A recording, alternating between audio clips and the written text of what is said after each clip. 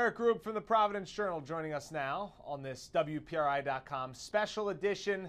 Looking forward to the Rhode Island High School football playoffs begin Friday, November 5th, just around the corner for 4 of the 5 levels. Division 4 still wrapping up regular season. And who better than to bring in Eric Rube here, covers high school football for the Journal amongst other things at the high school level, covers some Patriots as well. Rube, let's jump right in here to the state bracket, the top 4 teams who have a chance to claim, as you like to say, the only state title. Everything else is divisions. Bishop Hendricken, North Kingstown is our first semifinal. South Kingstown, LaSalle. There's also a caveat for the teams that lose here, but who do you like to emerge as the state champ this year? Well, I think when you look at the brackets, there's an advantage there for LaSalle in that matchup with South Kingstown. South Kingstown's had a terrific season. They've won a lot of close games. But I think they're overmatched against a team with that much offense and that much speed. That's what the Rams have. That's what they do, and I think they'll do it well this weekend. Hendricken, North Kingstown's interesting. The Hawks have played some tight games this year against some teams. For the last 3 years, the Skippers have been the closest team to any for beating them. They've lost 3 or 4 one-score games. I like Hendricken that one. I like LaSalle in theirs. Getting together, I picked the Hawks. I've been saying Hendricken's the best team in the state until someone beats them, and I think this is the year. I'm going to take LaSalle to be our state champion when this is all said and done. Oh, wow, LaSalle. Okay, all right. So why the Rams ultimately? I think their offense is going to be the difference. Hendricken is not the Hendricken of old. I think they can still run the ball. Hendricken does what no one else can do, and that's be Hendricken. They can go into that power run set and grind you into the ground, and they can win a low-scoring game. But ultimately, that's going to be tough to do against a team like LaSalle who can score a ton. All right, so it's the Rams emerging victorious out of the state bracket. There are some people out there that have been voting either St. Ray's as the top team in the state or LaSalle. So it's not a clear cut across the board this year that Hendricken is the top team in the state, but they'll have 2 games to try to win the state championship. Looking now at the Division I bracket, Central appears to be the favorite. They are one of the top seeds here, as is Cumberland at the bottom half of the bracket. However, the losers of those semifinal games in the state automatically get a berth to the semis of the Division I bracket. Who do you see coming out of Division I, and does that give an advantage to the teams that come out of the state bracket or a disadvantage to those that now have to win 4 games? I think it's really a disadvantage to those teams who are trying to win Division I, starting in that Division I tournament. You're going to have to play an extra game, and getting 4 wins is tough enough in this division. Coming out of the D1 bracket, I love Central. They played great. They were, within a field goal away of being in that state bracket, and that's where they wanted to be all year. They're a solid team. They can control the ball with the run. You see a lot of power run teams win, especially in the playoffs. The other team I really like in that bracket, and it's because maybe I didn't give him the credit he was due at the start of the year. It's Portsmouth. Ben Hurd, if I've learned anything this year, you do not bet against Ben Hurd. I am not going to pick against Ben Hurd now. I'm not going to pick against him again. I made that mistake once. It's not going to happen again. And it's kind of a surprising little upset. I think Portsmouth's going to go on to win the Division I Super Bowl. They're going to go through. They're going to beat the teams that beat them this season, and at the end of it, walk away with a win over Central in that Division I Super Bowl. That'd be quite the revenge after the game we saw in the regular season early on.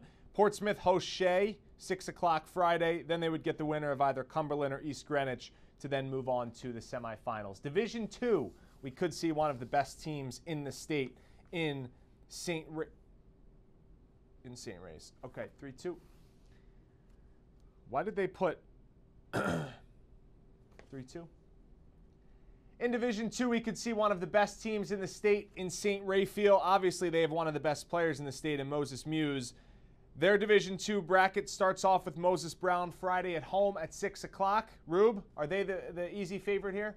Let's just cut to the chase. No one's beating St. Raphael, and I know it's kind of it's hard to say something like that, but they've been so strong up front, and they can play the game in so many different ways. If you want to get into a high-scoring contest, they don't care. They'll go do it. What's really helped them get to this point is their ability to grind out the clock. Their offensive line is woefully underrated. They can play power football, and they will slow a game down if they need to. But because of their offensive weapons, they can score fast, score often. Everyone knows Moses Muse, but the name you need to watch on that team is Andre DePina-Gray, their quarterback. He's a confident leader. He's really smart with the football. And on defense, he might even be better, and he's a sneaky, great punter. That's a team I don't know if anyone's going to beat them. I think if anyone gives them a shot, it's going to be Classical because they've got Marquise Buchanan. And if I've learned one thing, it's if you have Marquise Buchanan, that means nobody else does. He's the toughest player in the state to cover. The Purple have a really good shot to get in that Super Bowl, and I know they're dying for a chance to get St. Raphael again. Andre DePina Gray, the reigning hometown hero this week from J.P. Smallins. Eric mentions Classical. They start with Coventry and then have the winner of either Mount Pleasant or Tolman. Right down to Division III, this is where we could see things get wild. Narragansett's the top seed, but Pilgrim is a 2 seed, strong 2 seed, and Charahoe is a 3, could provide the Mariners some fits. You know what? Start of the year, I said Narragansett was going to win the Division III Super Bowl, and I'm sticking to that. At the preseason pick, I had Pilgrim in the Super Bowl, but I have decided to flip that around. I don't know what it is about Charahoe, but the Superchargers have gotten it done in some games. I've picked them in some spots. They've played close games where they haven't, and don't forget, they had Pilgrim down 24-7 at halftime. That was a game they probably should have won. They probably know they should have won. I think Charahoe's going to provide that upset in that semifinal and get to the Super Bowl. I still think Narragansett's going to beat them, but watch the Superchargers to get to that semi. Yeah, if you look at the semifinals across the board, Charahoe, Pilgrim could be one of the better semifinals regardless of division, considering what those two teams did in the regular season. We mentioned off the top, Division IV still has one more week of regular season action to go, but how is the bracket shaping up for Division IV, and is Pontigansett the team that should run away with it? No one's beating Pontigansett. Pontigansett beat everyone by at least 3 or 4 touchdowns this year. They're too strong up front. Their running backs are too good. Nick Backlund, Marcus Carpenter, I said at the start of the year, they're the best backfield in the state, and I'm sticking to that. Right now, they're running too strong to be beaten. There's going to be a nice little battle this week between Smithfield and Juanita Sanchez, Providence Country Day Wheeler. I know that's a mouthful there. But the winner of that game is going to get that number 2 seed and get that bye. And I think the winner of that game ultimately has the best chance to get to the semifinal or get to the Super Bowl. Sorry, in Division IV. The rest of the division, the seeding's going to be kind of crazy. There's a lot of games going on that will ultimately decide it. Watch out for Exeter West Greenwich. They're sneaky. They just surprised North Providence last week. I could see them sneaking up on somebody in a semifinal game and maybe finding themselves a spot in that Super Bowl as well. So if Pontigansett wins out and they win like we think they should, do you think they should move up to Division III for next year? Pontigansett, it's one of the things that not a lot of people know, and I didn't know until someone kind of showed me the numbers. They're a middle-of-the-pack school. I think they're a Division III school. They have the size and they have the talent. They're going to have a decent amount of kids coming back. I think they will, when the realignment comes out, they will be a Division III team next year. How they would have fared in Division III this year, I don't know. But it doesn't matter. They're in Division IV. They have to play that D4 schedule, so give them all the credit in the world for showing up and still winning football games. Eric Rube, nobody loves high school football more than this guy. Give him a follow on Twitter. Give him a read on Projo.com.